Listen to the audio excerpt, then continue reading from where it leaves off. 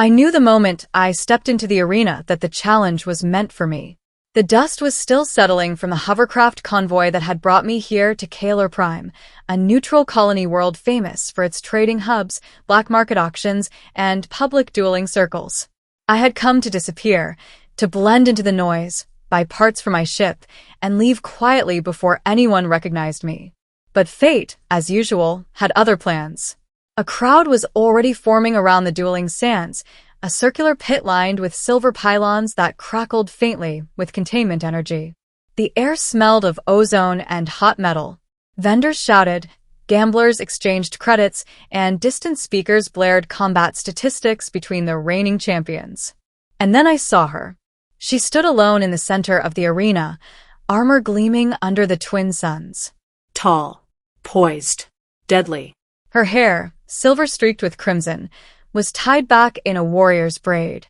A long spear rested on her shoulder, its edge humming with plasma. Her eyes were sharp, scanning faces with the cold precision of a hunter. Until they found mine. She pointed the spear toward me.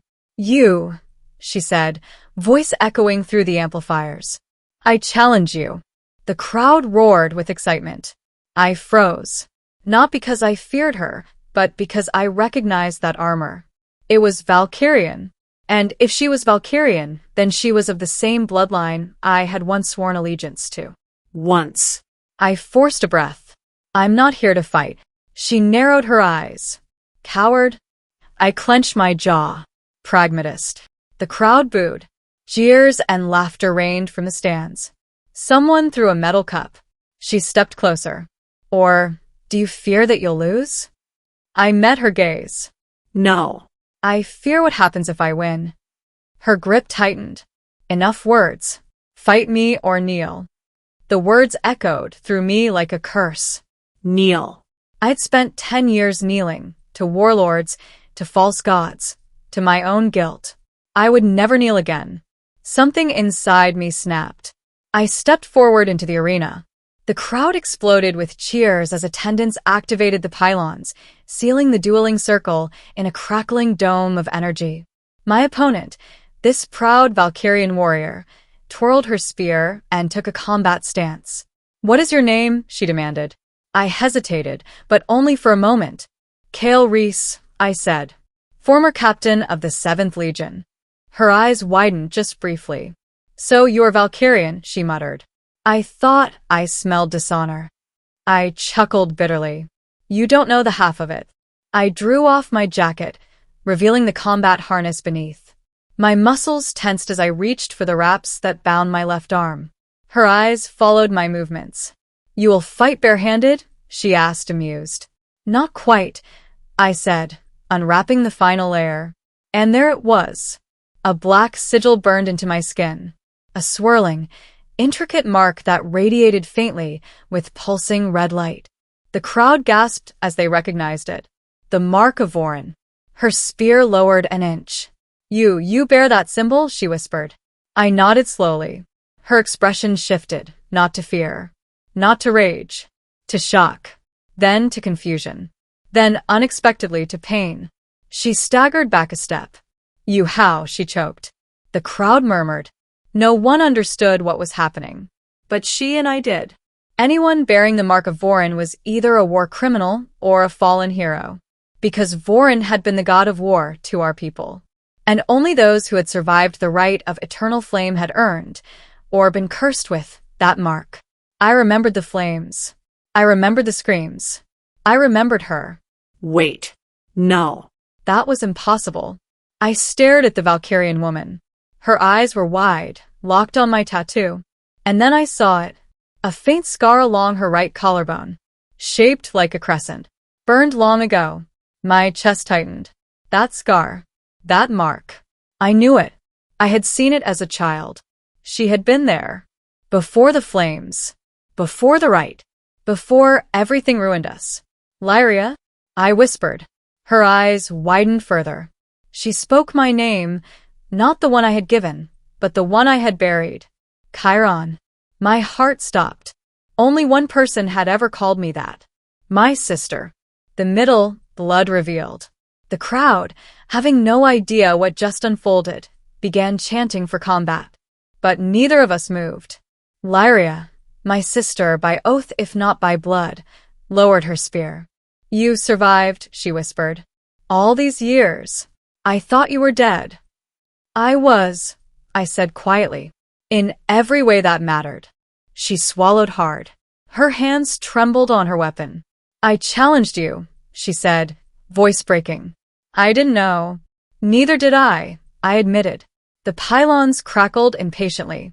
The duel couldn't begin until one of us struck first. Lyria looked at me, truly looked, past the scars, past the hardened soldier, past the exile I had become. You earned the mark, she said, but you left. Why? I closed my fist. Because I refused to become what they wanted. I growled. They said the right made us gods. Champions chosen to lead eternal conquest. But I knew the truth. It made us weapons. And I refused to be one. Lyria's jaw tightened. Then why wear it still? Because, I said quietly, I will not pretend it didn't happen. The crowd grew restless. The announcer's voice boomed across the arena. Begin or forfeit.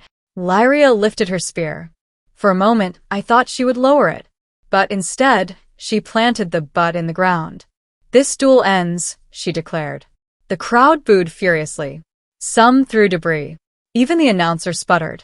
That is not allowed, combat must. I said it ends, she roared. The pylons flickered. Silence fell. Lyria turned to face the crowd. I challenged a man I thought was a deserter, she shouted. A coward who abandoned his people. She pointed at me, not in accusation, but in proclamation. He is none of those things. He is Chiron of the eternal flame, warrior of Vorin, my blood, my brother. Gasps rippled through the stadium, murmurs of shock, awe, and fear. I felt the weight of her words like chains and wings all at once. She stepped closer, voice raw. Chiron, come home. The words cut deeper than any blade. Home. Did we even have one left? I looked at her, not as an enemy, not as a challenger, as family. And yet, I cannot return, I said softly. The Valkyrian Council put a death sentence on my head. Then I will break it, she declared. They cannot refuse me. I am now of the Ascendant Guard. I have risen since the right. I have risen high enough to demand clemency. I stared at her, stunned. You want to save me? A tear escaped her eye. You saved me first, she whispered. In the flames. When I fell. When I couldn't breathe. You pulled me out. Memories slammed into me like thunder. Fire. Screams. A hand in mine. A promise. I said I'd never let go. I murmured. And you didn't, she smiled faintly. The crowd, sensing they were witnessing something sacred, grew silent. Slowly, I extended my hand. She took it. The pylons powered down. The duel was over. The end. The flame reborn. We left the arena to stunned silence. Some bowed. Some whispered. Some fled. Word spread faster than wildfire.